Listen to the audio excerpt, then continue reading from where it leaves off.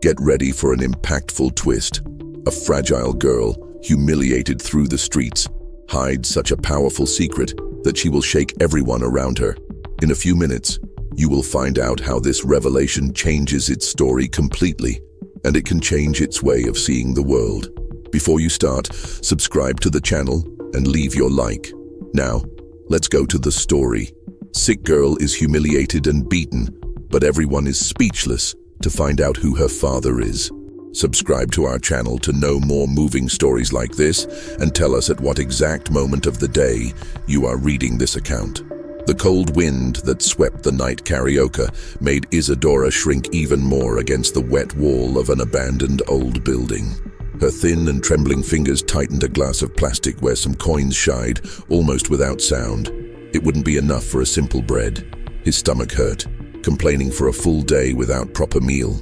In her 8 years of life, she already carried bitter familiarity with hunger, but the weakness of the disease made everything even worse. Cancer treatment, which included chemotherapy, had led to his hair and much of his energies. Her skin and deep, dark circles handed over the battle her body waged, while her clothes spent did not protect her from the cold that only increased as night advanced. Weeks ago, Isadora lived alone on the streets, since her mother Vivian simply disappeared on a morning, without leaving any clue. While watching the intense cars on the avenue, something in particular caught his attention. On the other side, a luxurious restaurant was out of the grey buildings around. Through the glass windows, it was possible to see people wearing elegant clothes, enjoying foods that she could only imagine. At the entrance, a tall man, sporting a showy wine suit, welcomed customers with exaggeration that looked pure staging. In the midst of discouragement, Isadora made the decision to try anything to feed. He gathered the remaining courage, lifted herself, her legs weakening every step, and headed toward the restaurant, feeling her heart to fire inside her weakened chest. The man with wine suit soon noticed it. His expression became a scowl. "Sir," she murmured, almost in a whisper, "could you give me something to eat?" The silence that followed lasted very little, but to Isadora it seemed eternal. The man evaluated her from head to toe, his lips writhing from revulsion. "Get out of here, you filthy holy. It will chase my clients with this deplorable look." Before the girl had a chance to react, she felt a straight blow against her chest. The man had broke a kick, making her fall on the sidewalk, feeling a terrible pain in her already weakened body. Tears insisted on falling from her eyes, which remained there on the dirty floor, observed by few people. Some pretended to see nothing, others just thrown quick looks, but no one approached to help. It was then that she saw him. A man of dark blue suit had emerged a few steps away, immovable, witnessing everything. His expression revealed no anger or pity, just a flash of something Isadora could not decipher. For a moment her looks met, and she felt as if her weather was suspended.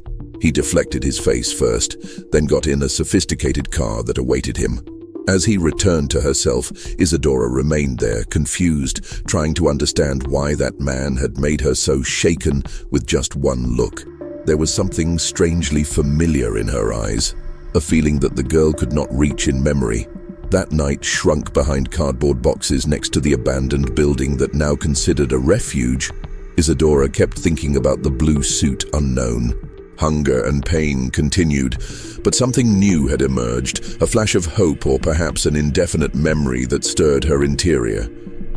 The wind increased, and she shrunk, trying to sleep.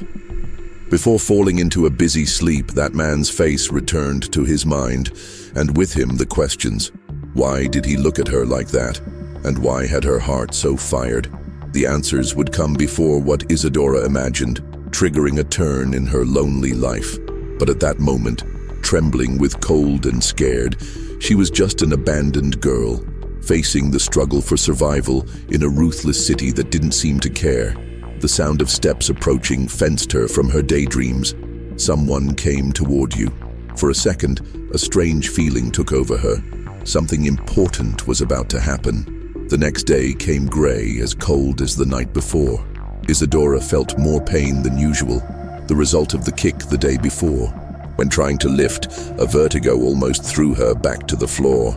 "I needed to eat something," because I still kept in my old backpack some hospital remedies, medicines that could not fast. Those were the last ones he had achieved before his mother's disappearance. The doctor who had attended her at the hospital had been clear. Without continuing the treatment, cancer would advance relentlessly. Isadora already realized that she was unable to fight as before. Each day it was even harder to get around. Each breath required unbearable effort.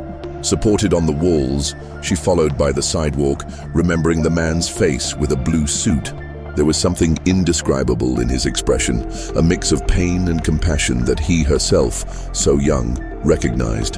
A bright black car went slowly through the street, catching your attention. It seemed the same as he had taken him away the day before, and Isadora felt her heart accelerate. Noting that it was not the same vehicle, let the disappointment take over. He continued to walk without destination. It was past noon when it reached a square. The weak winter sun barely made a difference in temperature, but yet some people enjoyed lunchtime, sitting on the seats. The smell of food from nearby cafes made his stomach complain. Suddenly, she saw the man with wine again, the same as he assaulted her.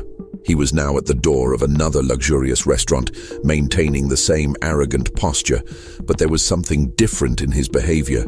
He looked anxious, looking around repeatedly as if waiting for someone. Isadora hid behind a small tree, watching him with his heart fired. He took the cell phone and called someone, talking bass. "I swear I didn't know. How could I imagine? Yes, sir. No, sir. Please." The conversation seemed tense, and the man's expression was being pale every moment. As he turned off, he had his hands shaking and loosened his tie, quickly entering the restaurant. It was at this moment that the girl felt an unbearable dizziness, stronger than any other she had had before. He tried to hold on to the tree, but his legs did not obey her. The world turned, and everything darkened.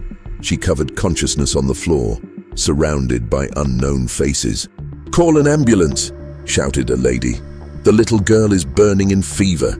Isadora meant that she was fine, that she didn't need help, but couldn't pronounce one word. His body burned, and the pain was unbearable. The surrounding voices were distant, as if she was submerged. Before fainting again, he noticed a black car in a hurry, and dark blue figure descended rapidly, paving the way through the crowd. Isadora saw gentle hands touch her face and recognized those eyes, now full of worry and guilt. "Had it firm, little," she heard the man say with a serious and thrilled voice.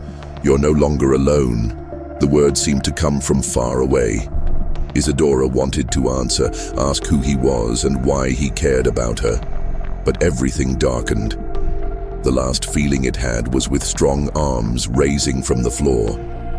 When he woke up, he realized he was no longer on the street. The site was a large and well-lit hospital room, a strong antiseptic smell invading their nostrils. It was not like the other public hospitals I had ever known. There, everything seemed more technological, more sophisticated. A nurse entered, followed by a doctor, and just behind, the man in a blue suit. He was clearly exhausted, as if he had not slept all night. "How is she, doctor?" he asked in a serious tone. "The picture is complicated," said the doctor, checking a clipboard. The disease progressed, and the lack of proper treatment aggravated everything. Also, it is quite malnourished and dehydrated.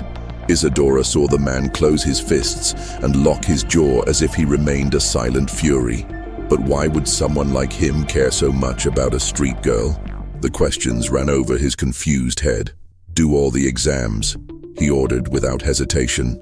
"Cleave what it costs. She will have the best in treatment."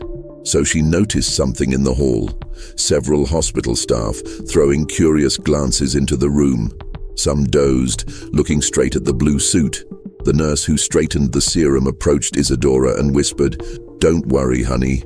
Mr. Gabriel has not rushed from here since he brought you. He is truly concerned about you." Isadora blinked. Gabriel. So that was his name. But why? What kind of relationship would he have with an abandoned girl? What did you want from her? Exhausted, let the tiredness take over. Before I fell asleep, he heard Gabriel on the phone, speaking down. "Find Vivian, now. I want an explanation." Vivian. It was his mother's name. How did that man know her? What did he plan? Unable to think more, Isadora fell asleep, sinking into a whirlwind of confused dreams where sad eyes were stared from afar. The days at the hospital were dragging on, stuffed with exams, injections, blood collections, going and goings of health professionals. Isadora tried to understand what was going on, but everything seemed like a puzzle without resolution. Gabriel appeared daily, always dressed with well-cut suits, though now a little bullied, bringing flowers that the nursing team put in a vase, adorning the cold environment. One afternoon, due to chemotherapy, Isadora woke up with heated voices outside. He recognized Gabriel's voice, but there was another feminine, which was vaguely familiar to him. "How could you do this to me, Vivian?" he shouted Gabriel, his speech loaded with a resentment that the girl had never heard before. "How could I hide my daughter for all these years?" Daughter. Isadora felt a tight throat. Impossible. The mother had never talked about him. When she asked, her mother was disconcerting or simply changed the subject. He continued to hear the discussion. "You don't understand, Gabriel," Vivian argued, his embargoed voice. "It had reasons. You were engaged to another woman. You had your perfect life. A daughter out of marriage was not in her plans." Isadora heard her father, could she call him like this, release a sound of indignation. "So you thought it best to disappear, leaving our girl starting on the streets? Look what this cost you, Vivian. She has advanced cancer because you have abandoned it." The silence that followed was almost palpable. "I didn't abandon her." Vivian was almost inaudible. "I was very sick, Gabriel. I tried to look for help, but everything was against me. Then it appeared." "Who?" Gabriel insisted. "Who got into that, Vivian?" The answer came almost like a whisper. "Mariana, your wife. She met me first. He said that if I approached you or telling you about Isadora, it would end us. I had evidence that could ruin you, and if you lost everything, you couldn't support the lifestyle you built. I was terrified. I received some money to disappear, but then I was sick and—" "So it was Mariana who blackmailed you?" interrupted Gabriel, incredulous. A noise of something falling or hitting the wall interrupted the conversation. Isadora then heard the scream. "Fast, call the doctor." In seconds, the corridor became chaos. Nurses running, doctors shouting orders, equipment being brought in hurry. Isadora heard everything immovable, the heart to the jumps. He had just discovered that Gabriel was his father, that Mariana, his wife, was the reason why her mother had hidden her for so long, and that her mother was now in a serious condition. Hours later, Gabriel entered Isadora's room, exhausted and with tears contained. He sat on the edge of the bed, hesitant. Did you hear everything?" She did, yes, with a slight movement of her head. "Your mother. She is hospitalized in this same hospital. She is also very sick, also with cancer. Doctors don't know how long she has." Isadora's tears sprang without control. He didn't know if he cried for his mother, herself, or the pain she now saw in Gabriel. "Why did you never come to us?" Her voice came out shaky. "If you're really my father." He closed his eyes and Isadora saw something he would never expect. Tears running down his face. "I never knew, my angel. If I knew, I would have been looking for you since the day you were born. I would have done everything to protect you." Before they could continue, someone else entered the room. She was an elegant, tall and blonde woman. Isadora knew at the same time who she was. "Gabriel, I can explain." She was shaking but tried to keep her pose. "Mariana, get out of here." His voice was a wire of razor. "Don't approach my daughter. Please, understand?" The once confident woman now seemed scared. "I loved you so much, feared losing everything, including your love." "Fear?" repeated Gabriel, his voice almost in a whisper of anger. "Your fear almost killed my daughter on the street. Did you prefer this madness to admit that I had a daughter?" He was shaking so much that Isadora feared that he would beat her. But before something worse happened, a nurse erupted in the room. "Mr. Gabriel, Mrs. Vivian is calling for her daughter. They say she doesn't have much time." The world seemed to freeze to Isadora. After so long separated, despite all the confusion, she would finally have the chance to see her mother again. Gabriel turned to her with compassion, looking. "You want to go to her, right?" "Yes," he murmured, feeling a mix of fear and relief. With Gabriel's help, she settled in a wheelchair. While the nurse drove them, they saw Mariana leaning over the corridor wall crying. No one paid him attention. Each meter traveled inside the hospital seemed to last eternity. Isadora didn't know if she was ready to review her mother. She didn't know if she would endure the emotions that flooded her chest. One thing, however, was certain. Your life would never be the same. Vivian's room was silent, except by the whistle of the heart monitors. She was unrecognizable, so thin and downcast that Isadora took her hand to her mouth, choking a hiccup. Still, when Vivian turned her face and saw her, something shone in her eyes, a flash of joy and relief. "My love," he murmured, extending a shaky hand.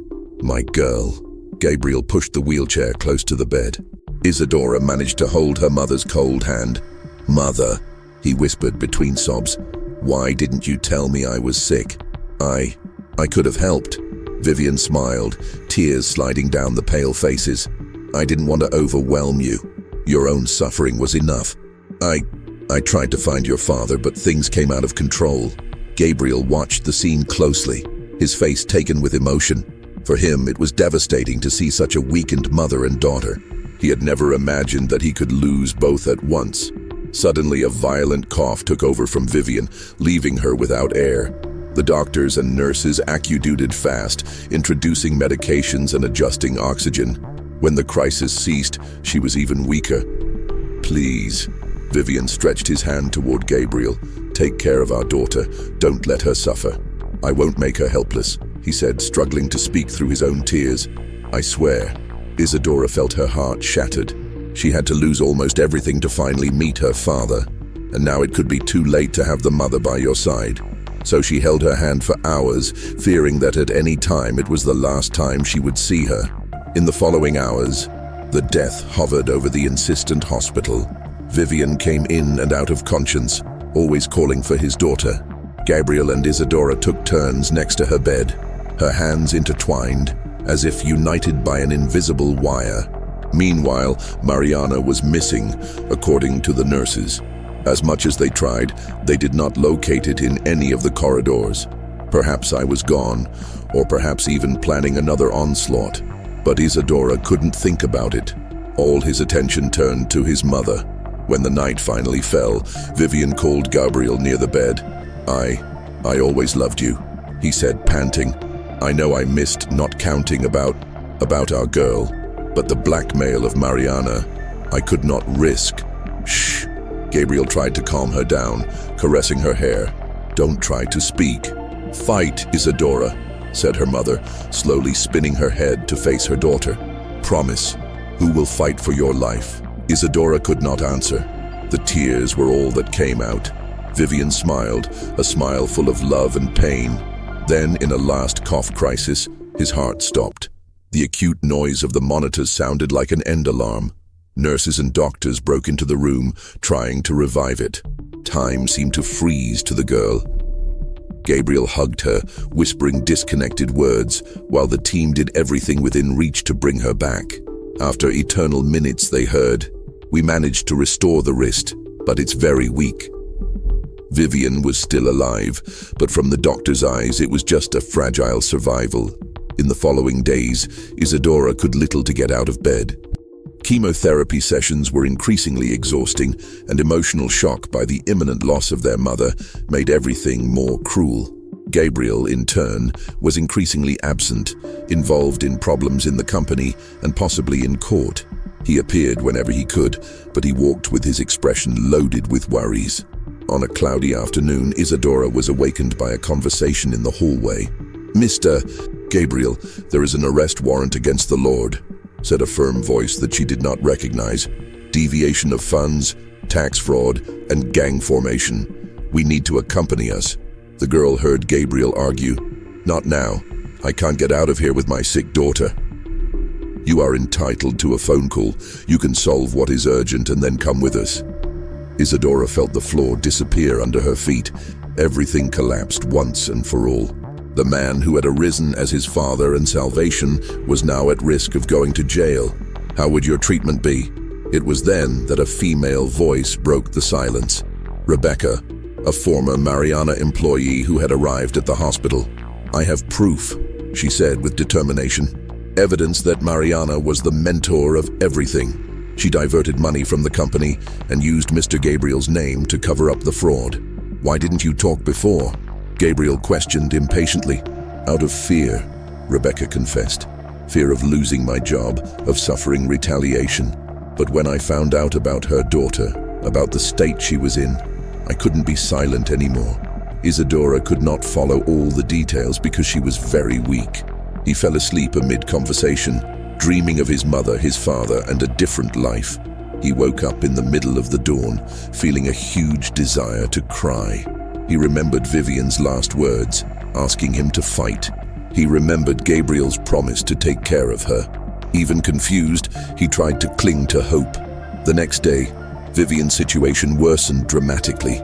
The doctors went to do their best, but deep down, everyone seemed to know it was the end. Isadora was taken to her mother's bed, now wrapped in a profusion of tubes and wires, her face pale than ever. Gabriel, still there, held Vivian's hand, the other hand extended to his daughter. Isadora approached, feeling her legs tremble. "Forgive me," the mother whispered, every word like the last one. "I love you lots." "I love you too, Mom," Isadora replied, her voice interspersed with the sobs. A tear came down to Vivian's face. There was a last flash of light in his eyes, and then they closed. The sound of the monitors indicating cardiac arrest echoed once again, but this time there was no return. Vivian had left, leaving her daughter and Gabriel in a mixture of pain and relief, for her suffering ended. The funeral was simple and discreet, just father and daughter, united in an endless sadness. Isadora was empty, but Gabriel was there, holding her hand, trying to find strength for both. However, the world did not stop, and the accusations against him continued to multiply. The company collapsed. Isadora's destination was still uncertain, as her treatment was very expensive, and Gabriel's heritage was being blocked. A few days later, Gabriel was actually detained, taking her the pain of leaving Isadora alone in the hospital, where she needed to continue her chemotherapy sessions. Before going, he made a single request to the authorities: to take care of nothing, to miss his daughter. He had managed, with the help of Rebecca, to release a certain amount to ensure the beginning of a new experimental procedure, as the tumor did not show to regress with conventional protocols. For Isadora, it was another almost unbearable blow. The girl had now lost her mother, and her father was stuck. Her only family was nurses and doctors who accompanied her in the routine of drugs, exams, and devastating side effects. Still, she fought. Even at times when I wanted to give up, I remembered the mother's words. Gabriel's desperate look, promising that everything would look good. I needed to believe it. While Isadora fought cancer, the scandal involving Gabriel and Mariana unfolded on the news. Apparently, Mariana had tried to escape the country, but was arrested at the airport, carrying a suitcase with money and incriminating documents, not only against Gabriel, but also against other influential people who were involved in fraud. Mariana's thirst for power and revenge had come to an end. Rebecca, Mariana's former trusted employee, bravely summoned the press. He presented evidence that Mariana had been the true creator of various deviations of funds, including instructing subordinates to keep Vivian away forever. In his speech, he revealed details that innocently of the accusations. The case has taken on gigantic proportions, involving political and business figures. However, for Isadora, the repercussion did not matter. His main challenge was to remain alive. Experimental treatment was heavy and intensified its symptoms. Chemotherapy made her prostrate, sick, often unable to get up to go to the bathroom without help. But it persisted, supported by the medical team and the rare but significant tickets of the father, who arrived at the hands of Rebecca. In one of these visits, Rebecca brought a mysterious package. "I found it among Mariana's things," he said with some fear. "It seems to be a notebook." He had his name and his mother's. Isadora opened the notebook, finding out that it was Vivian's diary. Her mother had documented the entire trajectory of threats, bribes, and blackmail orchestrated by Mariana. There were also numerous letters that were never sent to Gabriel. On each page, He overflowed the love that Vivian felt for his daughter and the man he had left behind, convinced that he had no choice. The reading was devastating, but also renewing. With each line, Isadora felt closer to her mother, understanding the sacrifices she had made. There was explicit the hope that one day Gabriel would discover the truth and rescue both. Unfortunately, the reunion had been too late for Vivian, but not for the girl. So weeks and more weeks passed. Isadora's body slowly responded to experimental treatment. The media whirlwind involving Mariana and Gabriel still yielded headlines. In the hospital, the girl was kept apart from this turmoil, focusing on improving. Rebecca was still faithful, updating her about the lawsuit, until the day came that many doubted would come. Isadora completed a series of exams, and the doctor entered the room with a serious countenance, but a glow of hope in her eyes. Isadora, the results show that the tumor is reducing. This is extraordinary for the stage you were in. We have a long way, but for the first time I can say that there is a good chance of healing. It was as if the world stopped. Isadora cried, hugging the doctor. He smiled, saying she was the true warrior. The relief did not fit in words. A few days later, Gabriel, who was already being re-evaluated by the court, got a habeas corpus. He performed at the hospital with the same blue suit Isadora remembered on the first day he saw him. He was visibly downcast, but his eyes shone with emotion as he hugged her. "We managed to prove that Mariana forged many of the evidence against me," he explained, caressing her short hair that began to grow in her daughter's head. "I still have some legal issues, but most of the accusations have been withdrawn." Isadora smiled, feeling an energy vibrates in her chest. "And now?" risked asking. "Now, let's focus on you," he said, thrilled. "Make sure you continue to improve. The rest, I solve." The girl hugged him, feeling safe and supported. This time, without fear that he would disappear. 6 months passed after that visit. Winter had given room to a radiant spring, and Isadora practically reborn along with the flowers. Her hair was over her shoulders, and doctors considered treatment a real success. She was still going through follow-up sessions, but the news was increasingly encouraging. Mariana's denunciation and the extensive documentation that Rebecca had rescued allowed Gabriel to definitely get rid of the most serious accusations. His nearly sink company was sold to cover part of the debts, and the rest of the money Gabriel invested in Isadora's recovery. Their possessions now boiled down to a modest but cozy apartment where the girl would finally have a home. One afternoon, the sun shone intensely. Gabriel appeared in the hospital room with a smile that Isadora never turned before.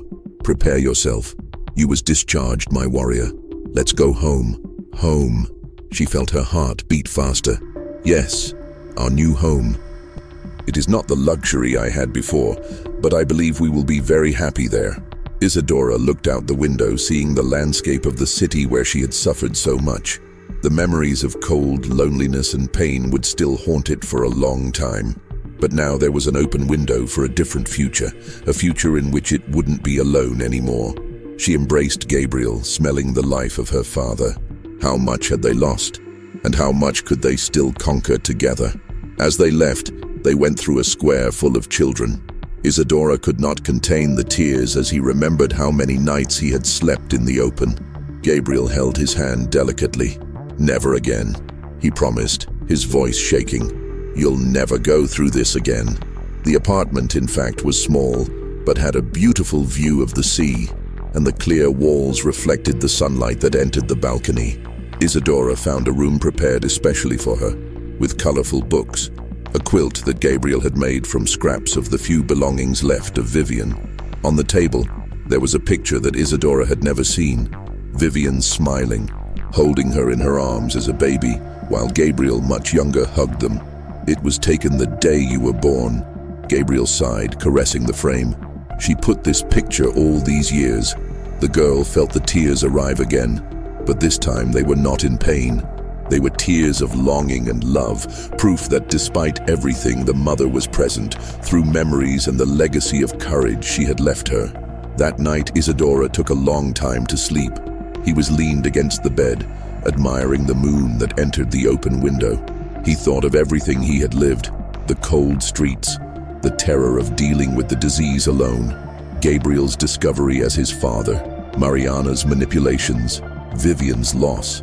He thought of the struggles and how, against all the probabilities, she was alive, starting over. Gabriel appeared at the door, worried.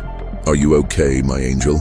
"I am," she answered, with a smile that brought all the tranquility of the world. "I was just thinking about Mom. Is she proud?" He approached, sitting on the edge of the bed. "I'm sure yes. She always called you warrior, said you were her light." Isadora blinked slowly, looking at the stars. "Then I'll keep shining for me and for her. And I'll be here to support you," Gabriel assured, the embargoed voice. "Always." There, under the soft clarity of the moon, both understood that it would not be a happy ending of fairy tales. There were still pain, emotional scars, memories that are difficult to overcome.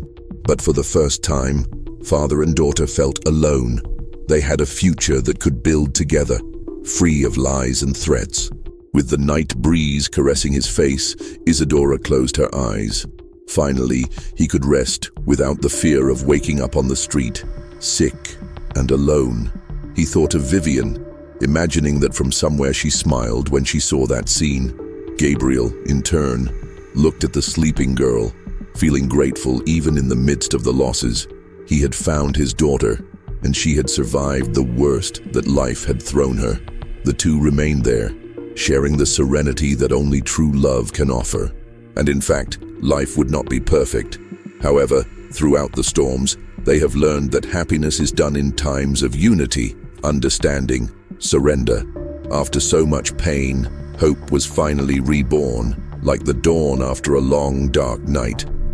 And so, in the light of the moon, Isadora and Gabriel wrote the first chapter of a start-up story that, although late, arrived at the right time to prove that sometimes life, even with its blows, can also be generous.